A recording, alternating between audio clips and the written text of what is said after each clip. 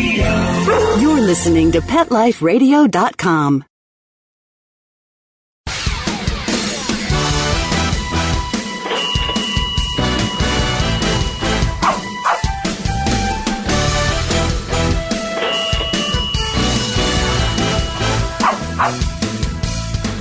Hello and welcome to Six Figure Dog Business. I am your host, Ty Brown of SixFigureDogBusiness.com.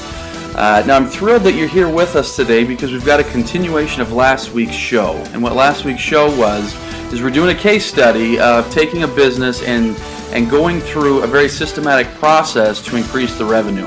Now last time we talked about USP, and I recommend if you haven't listened to it to go back and listen to it. But today we're going to talk about one little thing that when it's done correctly can increase your business by 25 to 50% in the next few months. So stay right with us. We're going to come back and talk about what this thing is and why you want to implement this.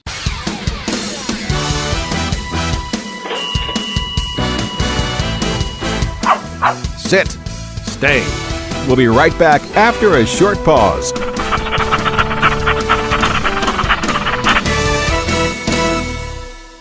Buster, you're telling me my dog food products can't go on your shelves? That's right. Didn't pass one of my Petco certified nutrition checklists. Sorry, Wayne. Who made these checklists? Geniuses. Very smart guys. Well, it's good enough for most grocery stores. Do you see cheese puffs on my shelves? Mayonnaise? Soda pop? No. That's because I ain't running no grocery store, Wayne. Your pets will get better nutrition. I guarantee it. Petco, where healthy pets go. Go to PetLifeRadio.com/Petco and get $6 off your order of $60 or more and up to 40% off hundreds of items at Petco. PetLifeRadio.com/Petco. Dyson. The new Dyson Animal Vacs are powerful bagless upright vacuums for homes with pets. Air muscle and radio root cyclone technology generates the strongest suction power to powerfully remove dust, dirt, and pet hair from the home or car. To order your Dyson Animal Vac, go to PetLifeRadio.com/Dyson. PetLifeRadio.com/Dyson to order your Dyson Animal Vac today. Dyson. Music to your ears. This year, Americans are expected to spend a jaw-dropping $36 billion on their pets. From lighted leashes to high-end spa products, the discriminating pet owner can find just about anything to pamper his or her pet. Hi, this is Michelle Fern. Join me every week for Best Bets for Pets, where we'll talk about the latest pet products and talk to the companies that make them. Best Bets for Pets, every week, only on PetLifeRadio.com.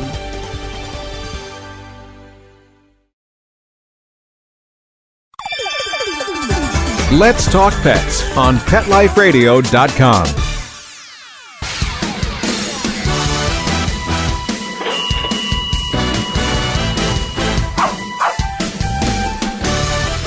Okay, and we're back. And so I teased it a little bit talking about growing your revenue in your business by 25 to 50% in the next few months.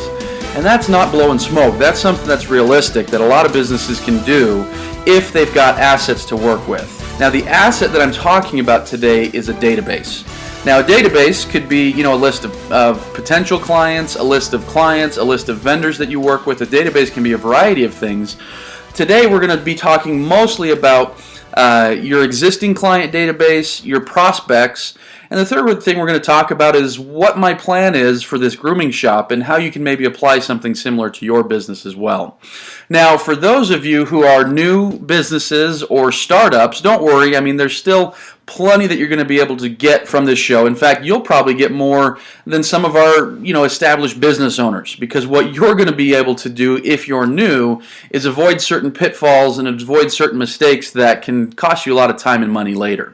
And so, without further ado, let me talk about database. Now, I've been studying pretty heavily marketing for 5 or 6 years. And I have to say, of all the gurus, out of all the people that I've studied, out of all the systems, out of all the programs that I've studied, probably the most common thing that you're going to hear is the money is in the list. Now, what does that mean, the money is in the list? What that means is the money is in the list, your database, your prospects, your customers. If you can correctly manage your databases, you can see just an exponential growth in your business and in the revenues and the money that you bring into your business. So like I said, I'm going to talk about three main things today. And the first thing I want to talk about is selling to your existing customers.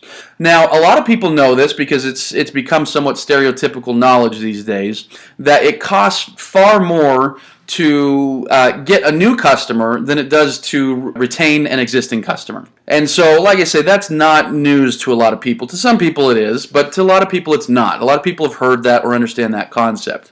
And so the question remains, if it is so much harder and so much more difficult to achieve a new customer, how come nearly every business spends almost all of its marketing dollars, spends almost all of its marketing time and effort on getting new customers, instead of retaining and selling more to their current existing customer base?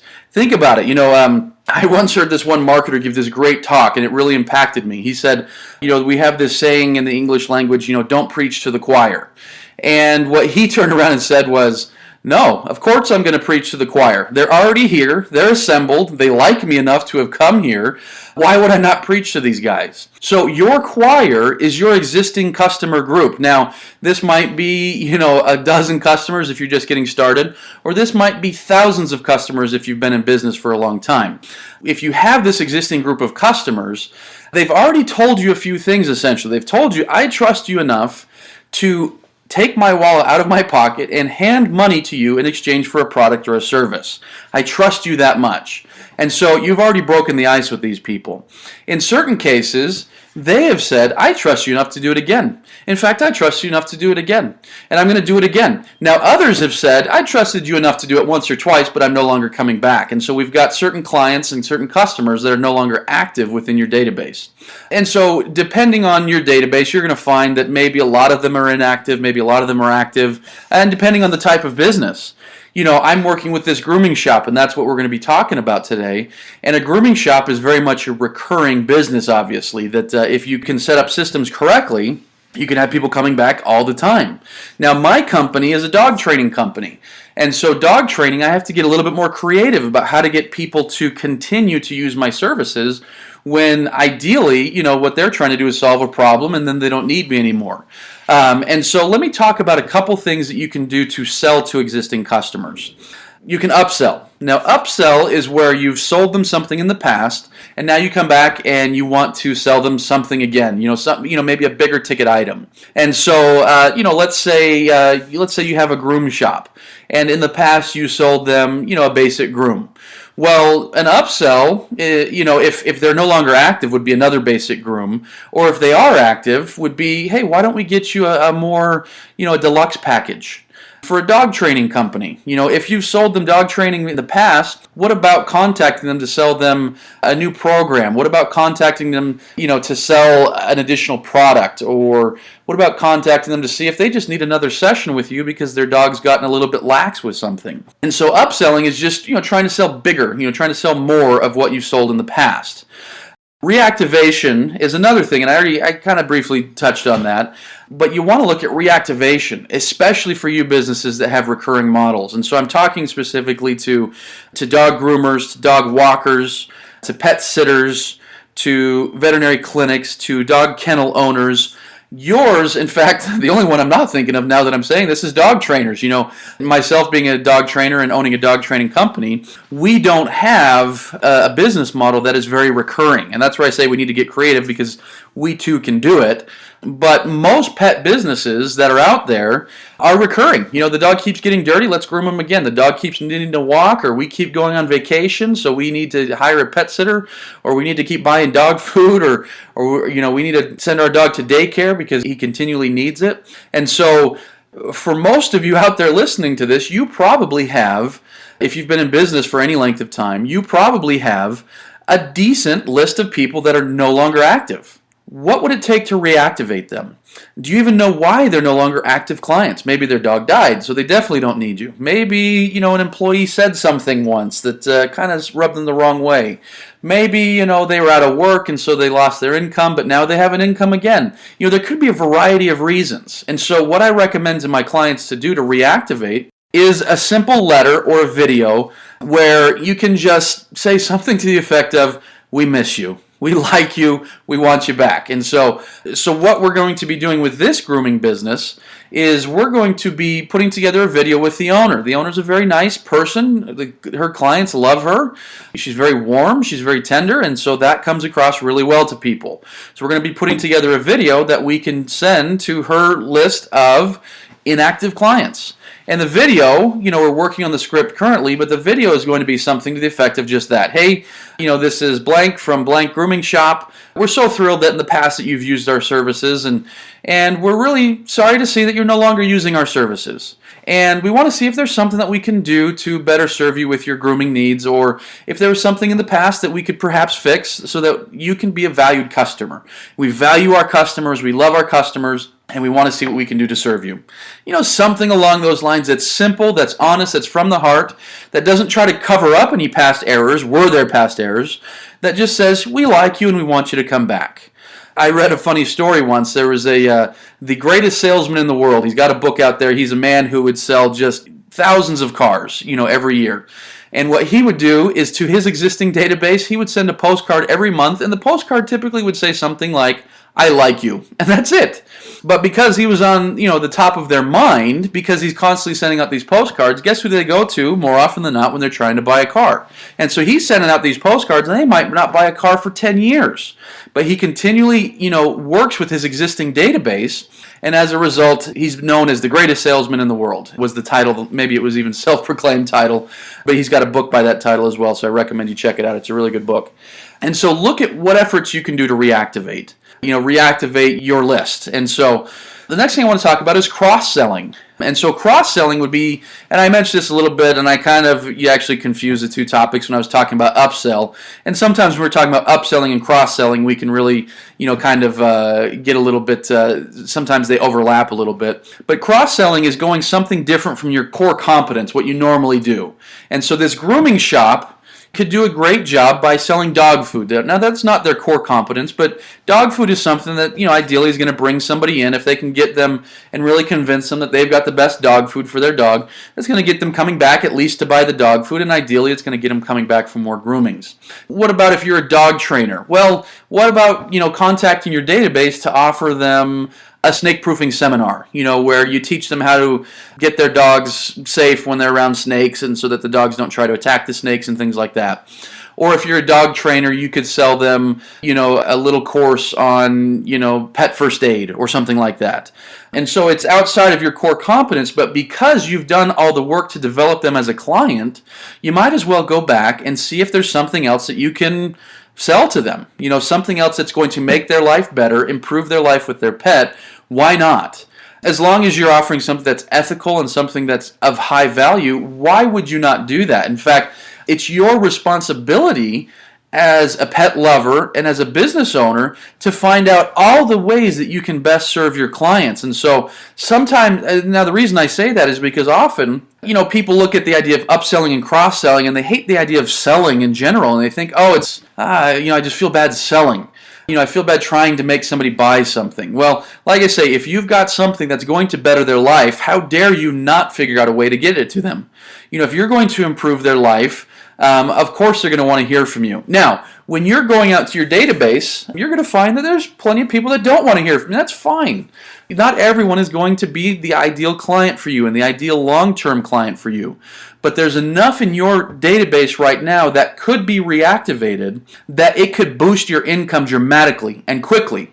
But I'm going to give you an example later of something that I did here just last month that boosted my income by, a good percentage for that month.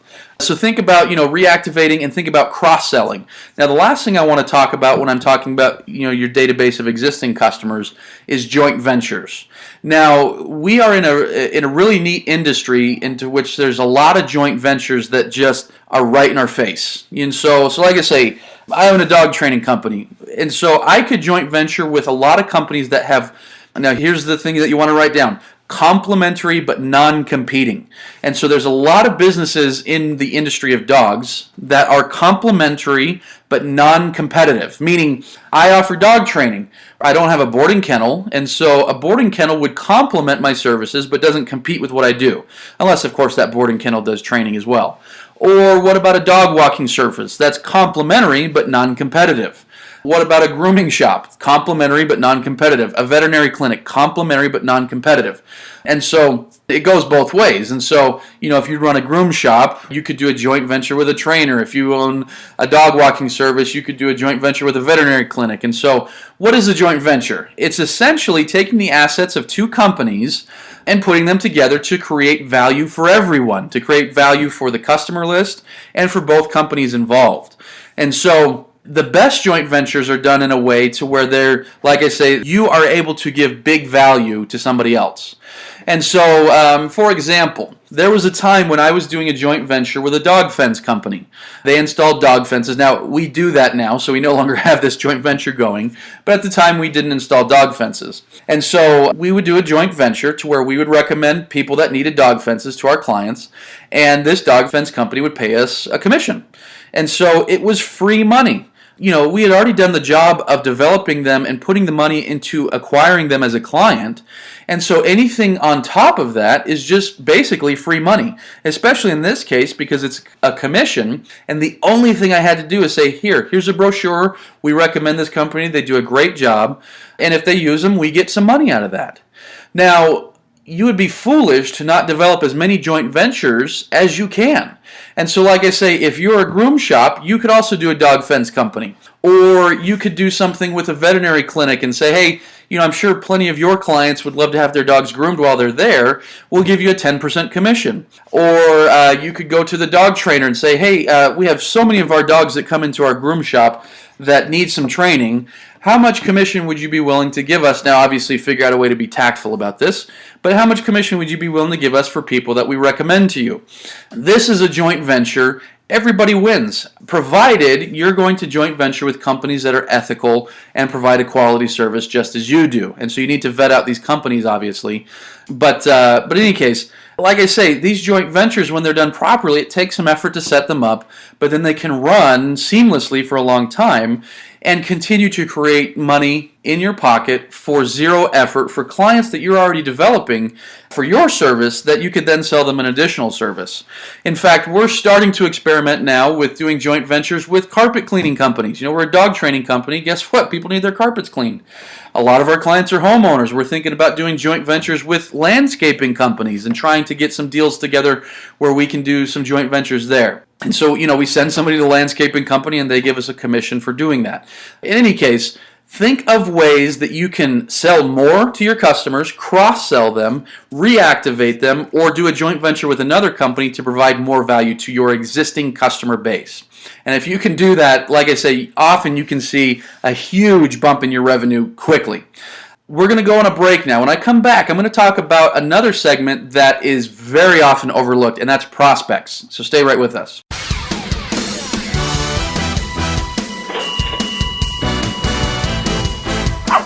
Sit. Stay. We'll be right back after a short pause.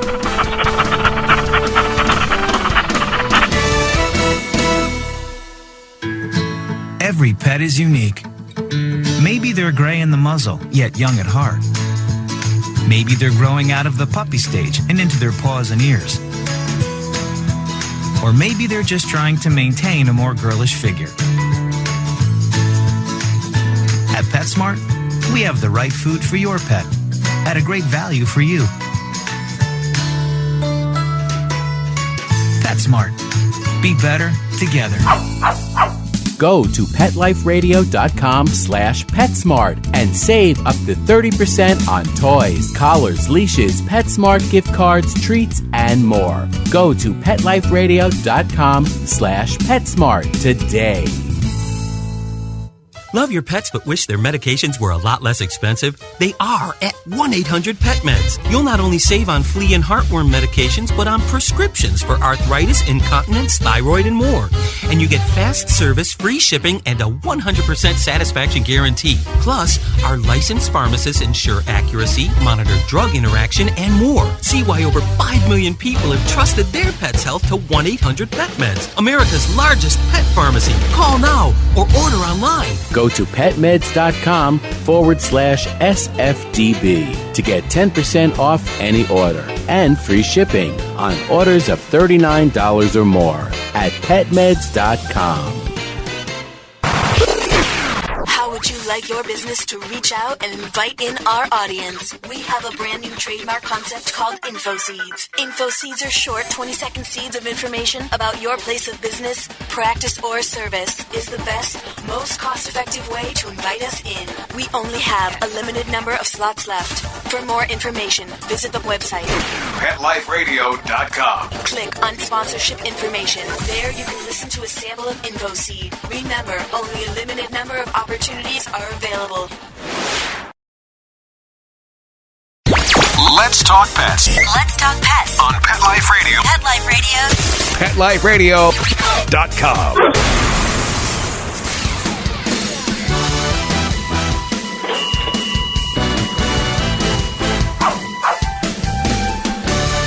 Okay, so we're back, and now in our last segment we were talking about selling to existing customers. Again, you've already created the relationship, you've sold to them at least once.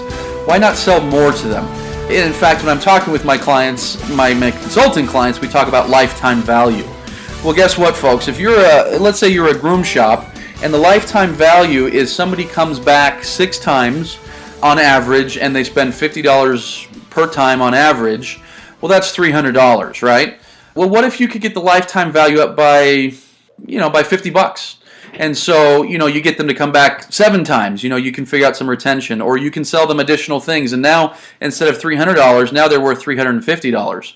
Well, an extra $50 per client, what is that going to equal to a groom shop who's doing 10 clients a day, or 20 clients a day, or whatever the case might be? If you can get more money per client, that is the quickest way to a raise. Now, let's talk about prospects, because again, this is one of the most overlooked things that I've seen in our industry currently, and that's creating a list of prospects. So these are people that have not purchased from you. They're interested in your services on some level, but they haven't purchased from you. So the way I help people think about it is I have people look at their website statistics, and if you don't have a website, what are you thinking? Number one. Number two, if you're not tracking how many people come to your website, what are you thinking? And so that's a show for a different day. But I want people, to look at the statistics. How many people come to your site? And so let's say it's 1,000 people come every month. And for a lot of dog businesses, that would be pretty darn good. For some of the more, normal size, 1 or 2 operator businesses.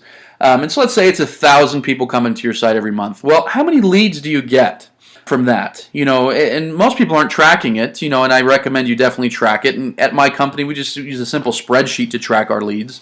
There's more sophisticated ways, but we find that works just fine for us. And so let's say 1,000 people come and you get 50 leads. What happened to the other 950 people?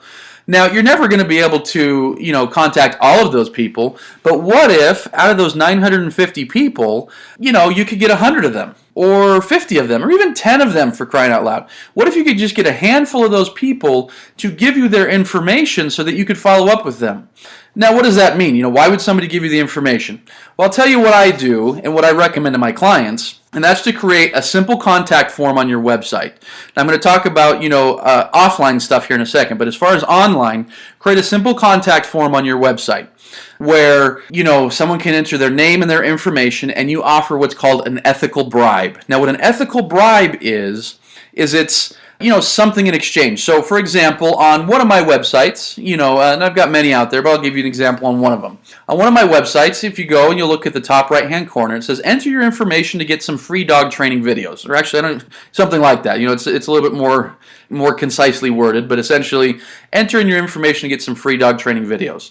And so they enter, their name and their email address, and now they're on my mailing list. Now, some of you immediately are saying, whoa, I don't want to do a mailing list. I hate mailing lists.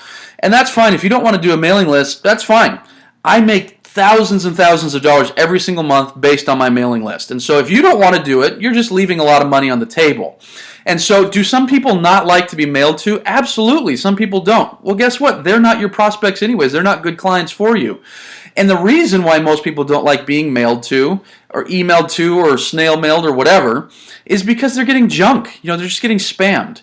And so when someone enters their information into my list, it's automatically set up, and I'm going to give you some tools to where you can do this automatically, but it's automatically set up to, once a week they get a newsletter, or they get a tidbit, or I send them out, hey, check out this really interesting video, and it's all automated. And so as a result, I'm staying on, I'm staying with them, I'm educating them, I'm entertaining them, I'm teaching them, I'm communicating with them, but it's all 100% automated. And so for this website that I'm referring to, I've got 10 or 11,000 people in my database that I'm mailing to every single week, and I'm not doing a single thing. Now, what does that mean for my income? I'm communicating with 10,000 people about my different dog training videos and different dog training products and things like that. And so some people don't buy until they've, read 50 of my emails.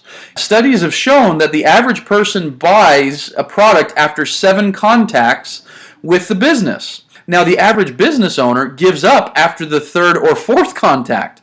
And so unless you've got a store that your prospects are driving past every single day, you have to figure out a different way to stay in front of them. Now, like I say, I've got 10,000 people on my list. They can opt out of the list whenever they want. I have new people opting in every day, and so my list is growing. And I'll get people, probably one a day, which I don't think is too bad, but probably one a day that says, stop emailing me, just leave me alone. My dog died, or I don't want to hear any more from you. And so, it's fine, but it's minuscule compared to the amount of people that I'm emailing. And again, out of these 10,000, how many will ever become my clients? Maybe a small portion, maybe a tiny little portion. But in order for me to make a good income, I don't need a huge portion of that, to buy my videos. Now, on a local level, it's the same thing. You may not be able to get a list of 10,000 people on a local level for your business. But what if it's 1,000 prospects, that you're constantly emailing, and you've got an upcoming seminar, and you can fill that seminar because you've got 1,000 prospects. Or you've got this really cool joint venture that you're doing that says, hey, I just joint ventured with this landscape company. Need some spring cleaning for your yard? And you can make some money that way. Or, like I say, some people just kind of need to hear from you a number of times before it registers to them that they should buy your service, or they remember that they should buy your service, or they're convinced that they should buy your service, because now after having seen all the educational materials that you send them, now they recognize you as a leader and as an expert. And so you want to create a database of prospects that you can follow up with, number one, in an automated way, and you can do that, like I say, through creating a form on your website. Now, there's software. Let me give you a couple resources, so if you're not taking notes now would be a good time to grab your pen. There's a couple resources that I use that I've liked over the years. One of them is aweber.com. That's AWEBER.com. Now, that's just, what that is it's just emailing service. And so it's what's called an autoresponder system, to where once somebody enters their information, they're automatically in the service, and the emails come automated. Or you can send what's called a broadcast, where you can send a bunch at one time, or you can set up your list. Like I say, on mine, somebody enters their information today. If they don't opt out of my list, they're going to be hearing from me for a full year. I'm going to keep emailing them and educating them on my services. So that's one that I use. Another one that I use is called oneshoppingcart.com. That's the number one, shoppingcart.com. Now, this is what I use for a different business of mine, where it has the autoresponder function, but it also has a shopping cart feature where I can process credit cards online. So that's what you would do online. Now, offline, what about all the people that call your business, that are leads that, didn't end up buying, but might buy if they heard more from you? What we like to do at my company here is when someone calls in and they say, hey, how much is your dog training? Or I'd like to get some more information. What I have our office manager do is say, oh, great, let me get just a little bit of information from you. And she takes down, name, phone number. Oftentimes we get the address so we can mail them a postcard or something later. But get some information, and then she answers the questions. It's as simple as that, folks. You don't have to make this, so difficult on yourself. But like I say, think of all the money that's being wasted away because that prospect needed 4 touches from you, or 8 touches from you, or 6 contacts from you. They needed that many contacts in order for them to feel comfortable to buy, but all you did was that initial contact, and you were either too lazy or you didn't have it set up to where it was easy for you to follow up with them. And so, like I say, we do a simple spreadsheet, and we call it the lead tracker, at our company here. And so somebody calls, we grab their information. A few days later, a follow-up phone call. A few days later, a follow-up email. Hey, you just wanted to see if you had any more questions or wanted to get started started with training your dog. A month later, a postcard. Hey, we're running a special right now. 3 months later, a letter that says, hey, you never used our services, but wanted to see if maybe you've changed your, etc. And so we've got this whole process set up that every prospect that comes into the business, goes through this process. Since I've started implementing that, our conversion rates have gone sky high. We convert so many more clients now simply because, they needed that extra touch in order to become a customer and become a client. And so, why aren't you doing this? Because it can be hard, because, it takes some time to set up, because you think it might be expensive. It's none of that. It's going to take some time to set up, yes, but once you do it, it doesn't take that much effort to run it. And so again, you're putting all this money into advertising or getting your website or whatever you're doing. And so you're getting these prospects, but what happens if you're losing too many of those prospects because you're not following up with them? That, like I say, is literally like, just flushing money down the toilet. And so, like I say, database marketing, I just can't talk about it enough. In fact, there's so many areas where I know as a business owner I'm still doing it wrong and I'm still trying to fix these things. But there's so many areas that as I continue to improve on them, my income just keeps going up and up and up without me spending more and more and more on advertising. And so, I mentioned earlier, I'll give you an example. So just last month, we decided at my company to start running some unique group classes. And so for some of our new customers. And so we said, as long as we're going to run this for our new customers, let's contact some of our old customers and see if they'd be interested in this. And so we contacted kind of a select group, people that we thought would benefit from this service and people that we liked and wanted to work with again. And we sent them a letter. And the letter said, hey, we're offering this service. It's a limited time offer. If you want to do it, great. If you don't, that's no problem. We're still friends. But I just wanted to let you know it's available. So I sent out 100 of these letters. A few weeks later, I had my office manager send out 100 emails to the same people, and those emails, sent them to a video on the webpage where I basically said the same thing on a video, saying, hey, we miss you, we loved working with you, and we're offering this new service and want to see if you'd like to sign up for it. Well, out of those 100, we sold about 12, which is a 12% conversion, which for direct marketing is very, very good. A lot of direct marketers hope to get, a 0.5%. Granted, these were past clients, and so the conversion rates were going to be better, but we had a 12% conversion rate, and it resulted in about $2,500 worth of sales. And so that was $2,500 that basically went into my pocket simply because we're offering these classes anyways. They're already budgeted into our overhead. And so these are just add-ons, old customers that we like, that we added back into the system. And as a result, they come out, and it doesn't cost us any extra because we're already offering these classes. It doesn't cost us any extra to provide the service to them. And so it's basically $2,500 worth of pure profit. And so now is $2,500 going to, send me on a European vacation? And no, but $2,500 that I didn't have yesterday is pretty cool to have today. Now, what about you folks? Can you do that in your business as well? What we're planning on doing for this grooming shop, like I say, right now I'm in the process of writing some scripts of, what we're going to do and the emails that we're going to send out and things like that. But that's exactly what we're going to do. I'm having this company go through their database and check things out, and we're going to, do this letter to them, letter, postcard, video, whatever we land on. And currently we don't know the size of their database, but I want you to think in terms of your database. What if you're a groom shop, and what if you've got 2,000 people that have been through your shop that are no longer active? What if you didn't get 12%? What if you got 10%? And so you got 200 new sales. Now, what if those sales was an average of $50 per person? Folks, that's $10,000 in revenue just for reactivating your database. Now, if you even do a better job and you can do retention, and that's something we're going to talk about here in a future episode, but if you can do a great job at retention, that $50 might be $200. And what's 200 times, 200 new clients times $200? That's, what is that, 40 grand? I mean, like I say, when you start thinking about it, these numbers can get pretty darn big if you can go into your database and mine it, both for prospects and both for current customers, and mine that database and manage that database. It's not hard to see why the money is in the list, folks. And so if you don't currently have a list, drop what you're doing, shut your computer, turn off the phone, and figure out how you are going to develop your list, both of prospects and of current clients. Like I say, this last little $2,500 windfall is just one example.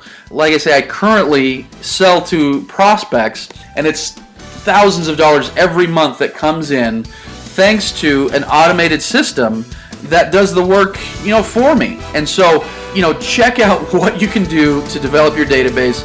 I'm getting repetitive here because I'm just so anxious. I'm so anxious to have you understand this concept and start applying it with your business. So I wish you the best of luck. If you've got any questions or ideas for a show, email me at ty@petliferadio.com or visit my website, sixfiguredogbusiness.com. Thank you so much for listening today, and apply this, and let's see your incomes grow. Talk to you soon. Let's Talk Pets, every week on demand, only on PetLifeRadio.com.